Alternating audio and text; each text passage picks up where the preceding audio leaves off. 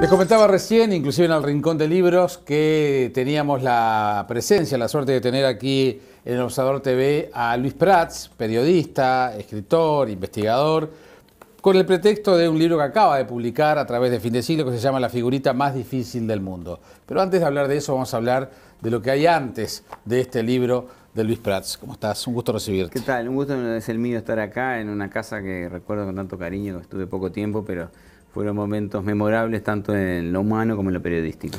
Y bueno, tenés muchos compinches acá adentro. Y acá tenemos muchos amigos. Sí. Luis, recién antes de salir al aire me comentabas que cuando dejaste de coleccionar álbumes de figuritas, de eso vamos a hablar ahora después, ya en esa especie de infancia, adolescencia, empezaste a comprar revistas deportivas. ¿Desde cuándo la obsesión por el tema de las revistas deportivas, de los datos, de todos estos temas vinculados a lo que después terminó siendo la Crónica Celeste? Y prácticamente desde la infancia o cuando dejaba la infancia, ¿no? Digamos, la infancia está vinculada más a los álbumes de figuritas. Después vino la etapa de comprar revistas, que era el Gráfico, Goles, las pocas revistas uruguayas que había, Sport como Ilustrado, ¿te acordás? Después, Goles también. Después vinieron las revistas europeas, cuando ahí empecé a ver lo que era el fútbol en el mundo, a través del Guerín Esportivo, ONS y otras revistas. La mayoría, algunas siguen saliendo, otras no, digamos que como que las grandes revistas ha dejado su paso a Internet, ¿no? Uh-huh. Sin embargo, si bien te manejas mucho con la información, con los datos, el libro La Crónica Celeste obviamente es tu gran trabajo y ambicioso, porque ya tiene una cantidad de ediciones, que cada edición viene aumentada, corregida y aumentada, como en Larousse, ¿no? Uh-huh. Pero, digamos, ¿es una obsesión por eso o es te sentís cómodo manejando el tema de los datos y de la información? No es tanto obsesión, sino placer o pasión, digamos.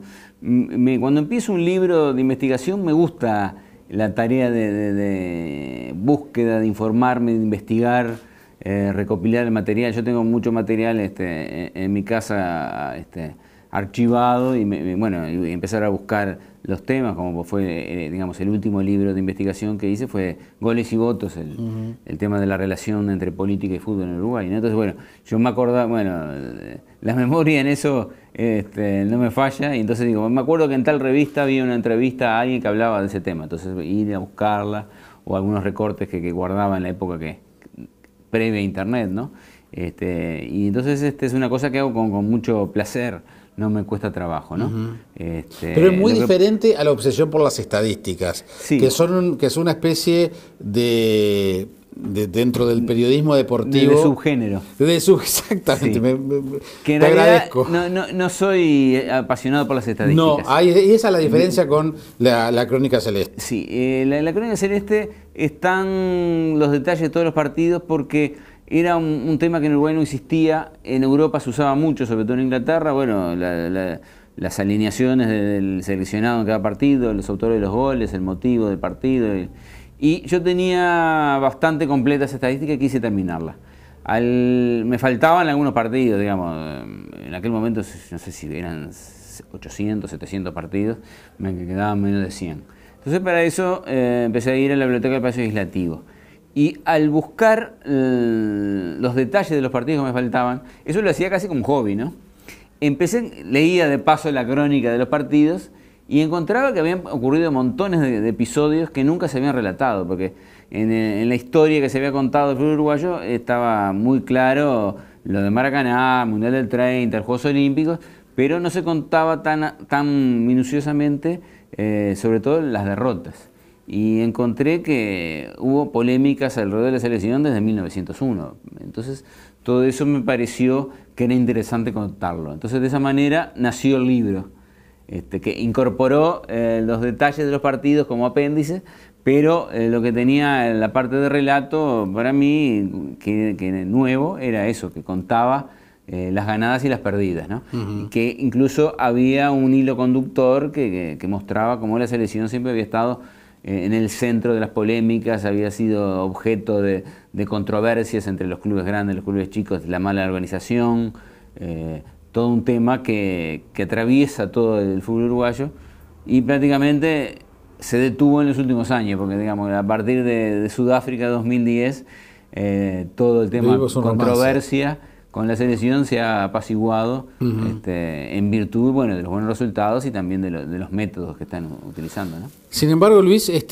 si uno observa las crónicas sobre la selección o escucha a muchos periodistas, siempre hay excepciones por supuesto, pero digamos, en términos generales los uruguayos tenemos una mirada muy épica del seleccionado, quizás la fuerza omnipresente no solo del 50, sino del 30 y de los dos mundiales anteriores de los Juegos Olímpicos hacen que esa visión prime sobre la otra. Hoy, visto en perspectiva y teniendo la crónica celeste como en esas ganadas y perdidas que decís, ¿es justa esa mirada tan épica del seleccionado uruguayo en términos de perspectiva del fútbol mundial? No, digamos, cuando Uruguay obtuvo sus mayores triunfos, tenía muy buenos equipos, muy buenos jugadores. Quizá hubiera ese toque de mayor garra, de mayor entrega, que otros equipos, y en casos de nivel parejo con el rival permitía tener ese plus que le daba el triunfo. Pero los grandes triunfos fueron logrados gracias sobre todo a grandes jugadores, ¿no? Y también a la forma de organización del fútbol uruguayo, que fue pionera en muchos temas. Cuando, por ejemplo, en Uruguay los negros ya jugaban en la selección y eran ídolos populares, en Brasil no se les permitía jugar por un tema de racismo. Recién a partir de fines de los años 30 en Brasil empezaron a integrarse jugadores negros. Y nosotros del 24 teníamos a Andrade, que era... Y el primer gran ídolo negro en Brasil fue Leónidas, que fue el goleador del Mundial del 38, pero antes las selecciones eran blancas. Incluso en Brasil, la primera liga que se forma en Río de Janeiro, el Vasco da Gama dio entrada a jugadores negros, entonces el resto de los clubes se retiraron de la liga para no tener que enfrentar a jugadores negros y fundaron un campeonato aparte. Lo que muestra esas tensiones, ¿no? En otros países era el tema era elitista el fútbol, por ejemplo, no dejaban jugar a las clases populares, por lo menos en los campeonatos organizados, cosa que en Uruguay no se daba. De la misma forma, bueno, el estar todo el fútbol concentrado en una ciudad y los mejores jugadores concentrados en dos equipos, le dieron en cierto momento ventajas comparativas a Uruguay con respecto a otros. Después el fútbol cambió mucho, se hizo mucho más profesional, hubo mucho más dinero en juego, los jugadores uruguayos empezaron a irse masivamente al exterior y todas aquellas ventajas se fueron perdiendo. Y cuando el fútbol se transformó en un negocio, más que en una pasión por el deporte, ¿eso ayudó a ubicarnos en el mapa mundial? Porque hay un quiebre, sí. Década del 80, del 90, hay un quiebre.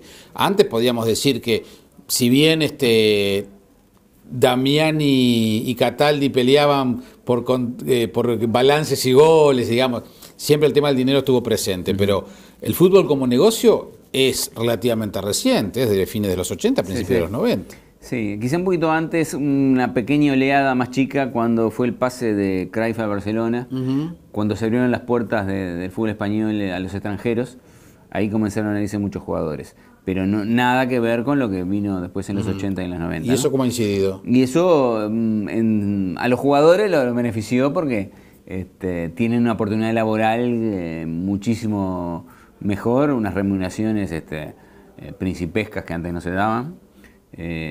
Y una posibilidad de hacer su vida ya con su etapa de jugador. Pero a los clubes uruguayos y a la selección le complicó mucho la marcha, ¿no? Acordate lo que fue todo el incidente de Cubilla, ¿no? Sí, incluso cuando en ese momento se planteó la dicotomía entre los jugadores de acá y los jugadores de allá, los llamamos repatriados o extranjeros, que les llaman a decir, o italianos, fue un cimbronazo muy grande, ¿no? Ahora eso con la selección no se nota tanto porque ha formado un grupo bastante estable de jugadores que se comportan muy profesionalmente en su vinculación con la selección, lo que no siempre ocurrió. Y entonces el equipo funciona prácticamente solo, ¿no? En forma casi automática, ¿no? ¿Tavares? Yo creo que Tavares es uno de los responsables de ese cambio que se dio, de ese salto de responsabilidad y profesionalidad. Que va más allá del fútbol, ¿no? Que va más allá del fútbol, ¿no?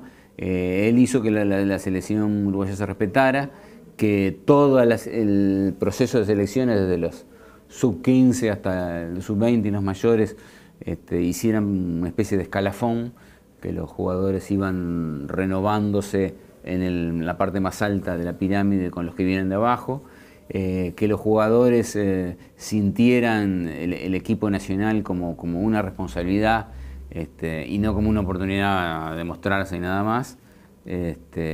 Y también le dio una cierta forma de jugar que admite discusiones, pero que en muchas ocasiones ha funcionado. A partir de estas investigaciones de la Crónica Celeste, que estábamos viendo algunas fotos de la presentación de una de las ediciones, surgió la posibilidad de escribir sobre, o sea, hacer ficción sobre fútbol para un público adolescente. ¿Por qué? Bueno, en la editorial Fin de Siglo me plantearon si me animaba a escribir cosas para niños y jóvenes, porque había mercado y todavía no hay una cantidad grande de escritores, ¿no? Entonces me dieron algunos libros para me situara en lo que era ese mercado. Baldi es el gran referente, Baldi, ¿no? Sí, sobre todo Baldi, ¿no? Y, Daniel Baldi, digo, los televidentes con la botella Fútbol Club.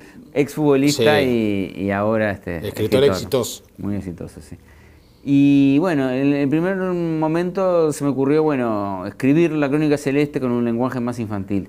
Pero después me pareció que valía la pena incluir una pequeña aventura y bueno, se venía el Mundial de Brasil, lo que muchos hinchas uruguayos, entre ellos también yo, querían era ir a Brasil a ver el Mundial en vivo. Porque difícilmente lo tuviéramos más cerca, ¿no?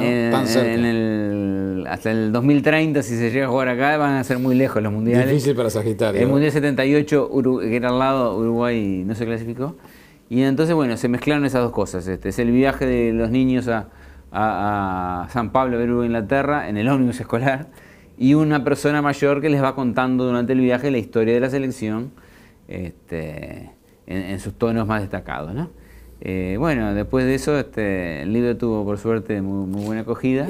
¿Cómo encontraste el tono para hablarle a los jóvenes? Porque no es fácil, ¿no? No es fácil. Hice un poco de memoria para ver cómo era yo cuando tenía esa edad, las cosas que me gustaban y cómo lo hubiera planteado, o qué me hubiera gustado que me contara un escritor, ¿no? El lenguaje un poco después lo adapté dándole el borrador a mis sobrinos para que no pusiera ninguna palabra que fuera de mi época y no de esta época, ¿no? Un par de palabras me las corrigieron, ¿no? No se usa más esta, ¿no? Y ¿Cómo nos pasa eso cada vez más, Y bueno, el lenguaje evoluciona muy rápido, ¿no? Demasiado rápido. Sí, sí. Bueno, también fueron ellos mis correctores, a ver si les parecía interesante. Hubo ideas de mucha gente, hubo anécdotas mías de mi infancia o que me contaron para agregar, y de todo eso nació esa aventura con un toquecito didáctico, ¿no? Bueno, como te decía, el libro caminó muy bien. Hicimos muchas charlas en escuelas públicas, escuelas, colegios privados, en Montevideo, en Maldonado, con grupos que ya lo habían leído, ¿no? Y encontré que muchos niños querían saber cómo terminaba esa aventura. Porque, bueno, el libro tenía un final abierto. Los muchachos, los chiquilines conseguían financiar su viaje, y se relataba todo el trayecto de Montevideo hasta San Pablo, pero terminaba, lógicamente, en el momento que entraban al estadio de Corinthians para ver el partido, porque el libro se publicó antes del Mundial. Y bueno, los niños me preguntaban, bueno, ¿cómo terminaba eso? Y bueno, entonces de ahí dije, bueno, habría que hacer una segunda parte contando el final, pero Uruguay no le fue tan bien como en Sudáfrica en el Mundial, y entonces tenía que tener después otro desarrollo. Y bueno, al mismo tiempo que estaba el Mundial, estaba el boom de las figuritas del Mundial, que se vendieron en Uruguay, no sé si 300.000 álbumes, creo que fue el país que más álbumes per cápita vendió en el mundo, ¿no? Y entonces incluso en las propias charlas de los niños me decían, ¿tenés la figurita de Messi? ¿Tenés la... Tomá, te la regalo. Y entonces, bueno, mezclar la pasión con el fútbol por la pasión por las figuritas, surgió la figurita más difícil del mundo, que como el libro anterior también recoge experiencias mías infantiles, más cosas que me hubieran gustado vivir en el Mundial, ¿no? Ahí estamos viendo justamente la tapa del libro editado por Fin de Siglo, que está en todas las librerías, y es muy curioso porque, y yo te comentaba antes de salir al aire, que claro, siempre los álbumes de figuritas, además hay una historia fantástica de la historia del álbum de figuritas de Marco Silvera. Sí, está mencionado en el libro. Que es fantástico. Siempre la figurita más difícil o la sellada, además tenerla sellada forma parte hasta del idioma de nuestra generación, ¿no? Ahora quizás los jóvenes lectores del libro nos miran cuando le decimos la sellada con cara rara. A mí una de las cosas que más me impresionó cuando me vine a Montevideo, debo confesarte, me vine con 14 años, era ver los vendedores de figuritas en los kioscos en 18 de julio. Y uno iba y pedía. Entonces uno decía, bueno, y la gracia era comprar el sobrecito que no sabías lo que tenía, y después te encontrabas acá las cajitas pedías la que te faltaba, ¿no? ¿Cómo cambió esa lógica?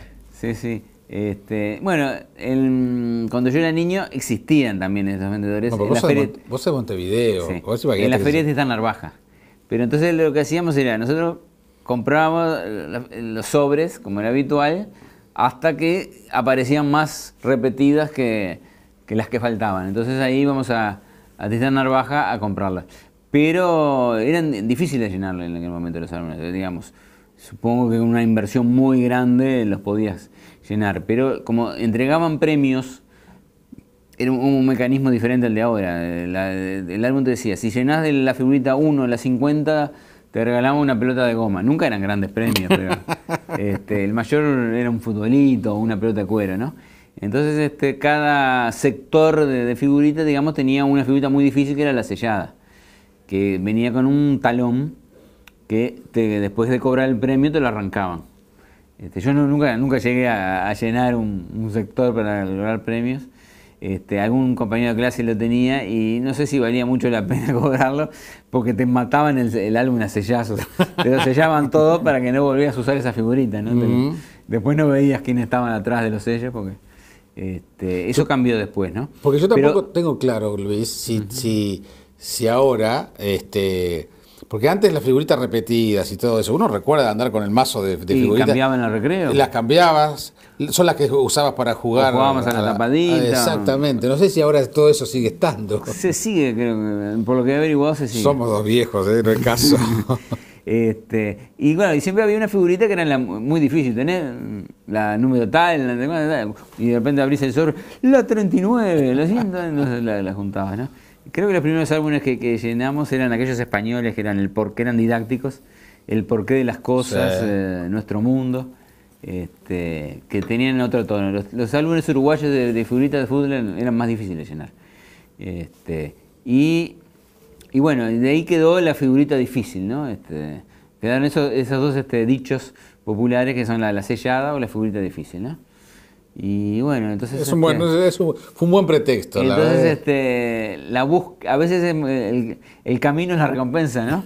Entonces, a veces es más lindo buscar la figurita más difícil que completarlo y encontrar la última figurita y pegarla y completarla, ¿no? Bueno, también era el tiempo de las figuritas que se pegaban con goma, con engrudo. Obviamente. Las autoadhesivas. Sí, no. Yo a ese ya no sé que llegué. No. Yo de esa época no. Bueno, este libro viene con figuritas. Y yo sugerí que vinieran en una hoja para recortar y pegar. Obviamente. Y dijo, no, ahora todos los niños quieren figuritas autoadhesivas. Entonces sale la plancha de figuritas que se cortan con la mano y se pegan en cualquier lado. No hay álbum, pero se pueden pegar en cualquier lugar, ¿no? Es otra pasión, es otra cosa. Y la figurita más difícil del mundo viene también acá, pero está en un sobre cerrado en la última página. para que el niño primero lea el libro y después se encuentra con la figurita, porque el misterio se resuelve como siempre al final, en las primeras páginas. Luis, ¿te acuerdas cuando los sobres venían con chapitas? Y bueno, también hubo las chapitas que se jugaba la rimadita y yo después las perdí todas. Hace un tiempo compré en la Galería Central algunas chapitas, eran redonditas, ¿no? Que incluso, bueno, ya en aquella época cuando las compré yo, no vamos a hablar del año, era como volvía a la moda, es decir, se había perdido y ese álbum la retomó muy brevemente, un álbum llamado justamente Chapitas, ¿no? Aparentemente la gran moda de las chapitas era de los años 40 y 50. Ah, mirá.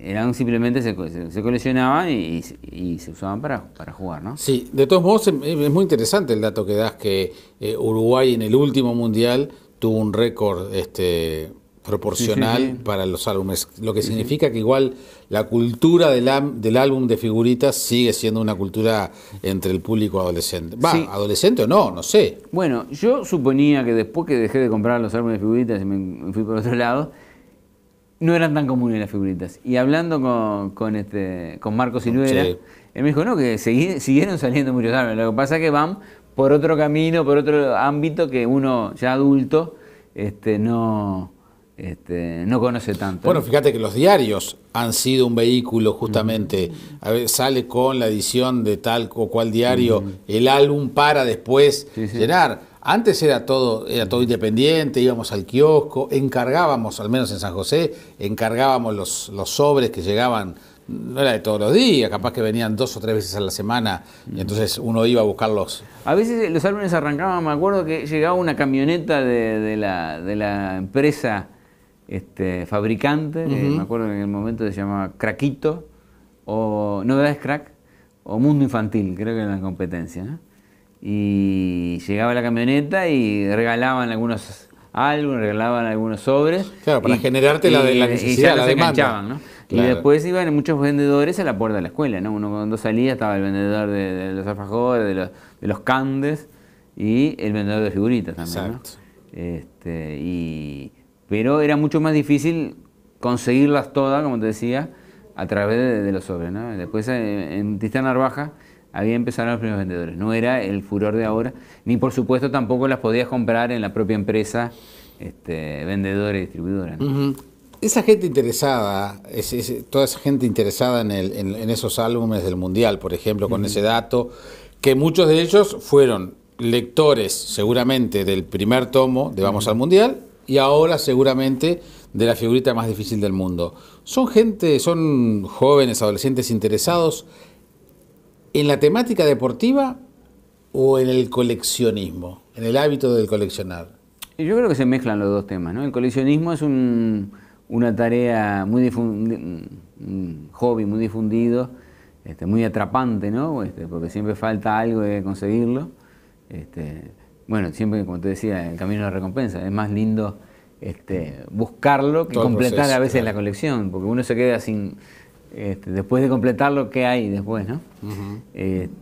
Y cuando mezcla el tema deportivo, sobre todo el Mundial, y sobre todo cuando Uruguay están las figuritas de los uruguayos, ¿no? Se potencian mutuamente y se vuelve furor, ¿no? Y pasó en nuestra infancia con el álbum de México 70 o de Alemania 74. Yo ese me acuerdo perfectamente. Y pasó con el álbum de Sudáfrica 2010 y pasó con el de Brasil 2014, ¿no? Supongo que por ejemplo, los mundiales que Uruguay no se clasificó deben haber tenido una venta mucho menor, ¿no? Claro. Aunque como son importados, son italianos, se hacen para todo el mundo y también llegan a Uruguay.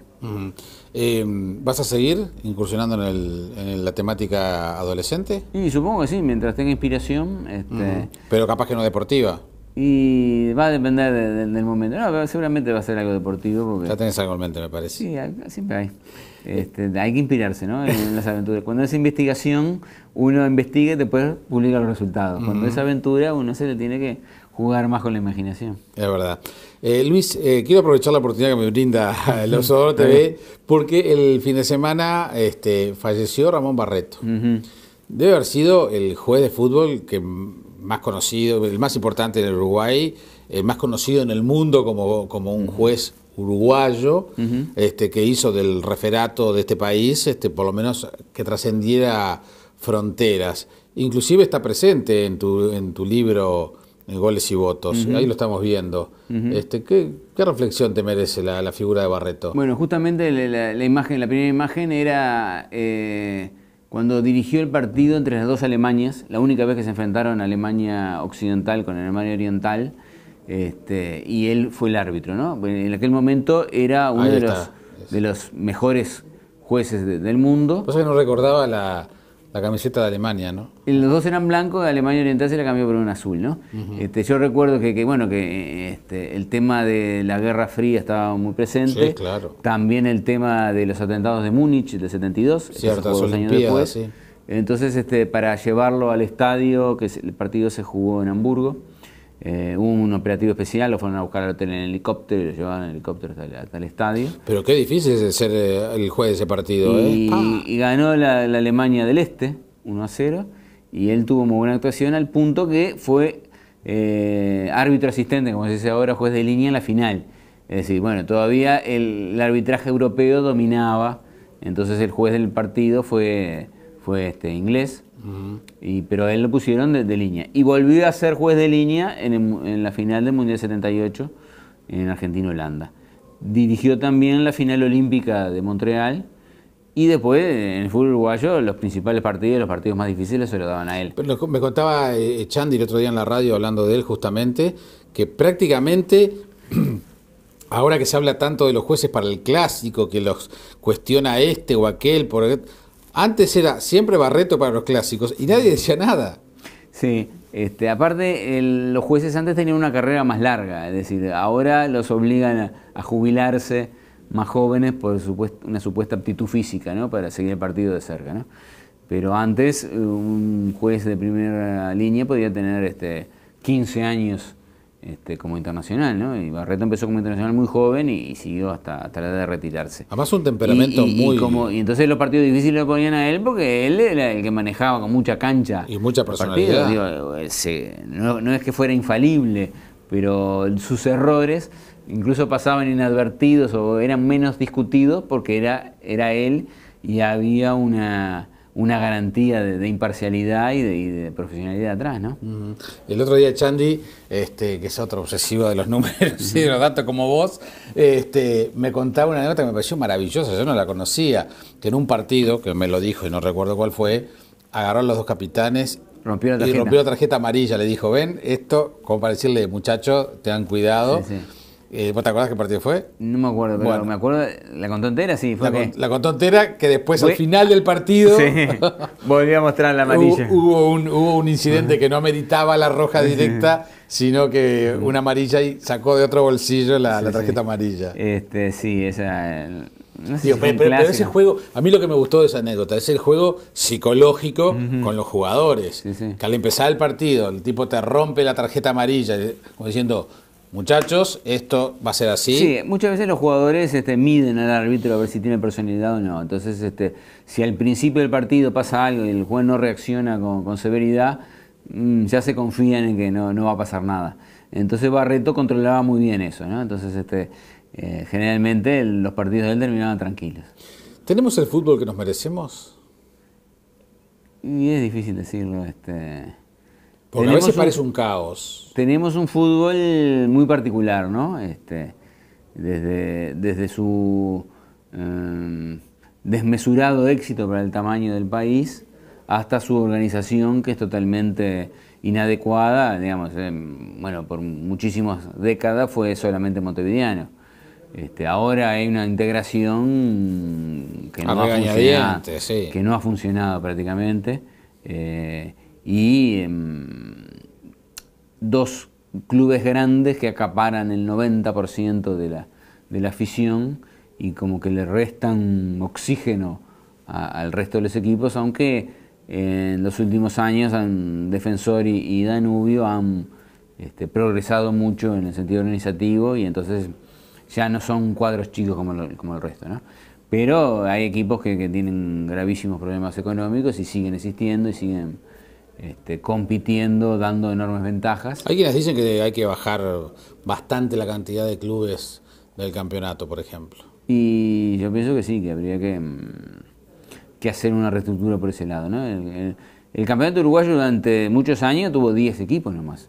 Después se aumentó a 12 y bueno, llegó a estar en 18. Ahora estamos en 16, que me parece que igual sigue siendo una cifra muy grande, ¿no? Yo no sé si era mejor o peor, pero ¿te acordás que antes era tan fácil? Campeonato uruguayo, primera, segunda rueda, liguilla y chau, y sabíamos cómo era todo. No era tan fácil, porque la liguilla tenía su sistema de puntajes anuales. No recuerdo también. tal detalle, pero era bastante certero todo.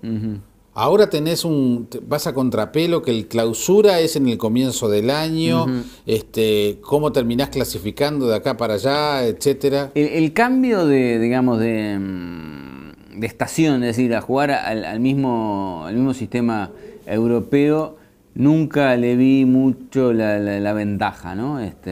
Porque los jugadores se van a Europa, sea en enero, sea en julio, sea a mitad del campeonato, no hay problema. Y trastoca un poco lo que es siempre el campeón del año, ¿no? Cuando el campeón del año era a fin de año, salía campeón uno y era el campeón del año. Ahora el campeón del año tenés que acordarte de apertura y clausura, ¿no? Sí, que además como caen los 2 años, tenés que estar... Sí.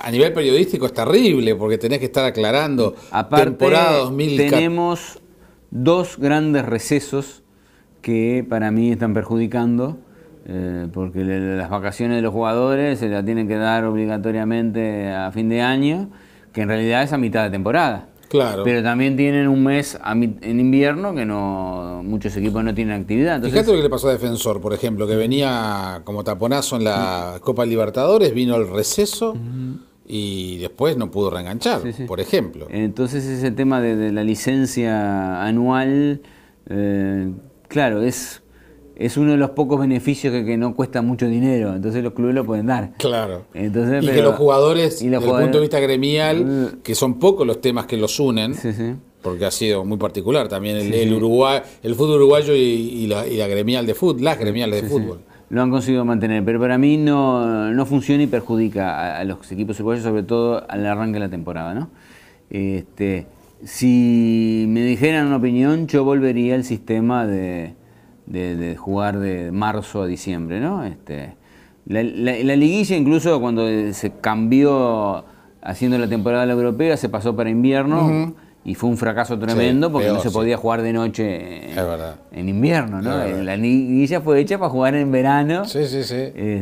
Pero ahora tampoco funcionaría porque la Libertadores empieza a fines de enero, entonces se pegaría, ¿no? Eso, bueno, también responde al calendario internacional que se ha sobrecargado de partidos y de torneos. Por eso te preguntaba, el fútbol como negocio ha cambiado todo, ha trastocado todo. Sí, es demasiado. La figurita más difícil del mundo está acá. Es la sellada, no se las voy a mostrar.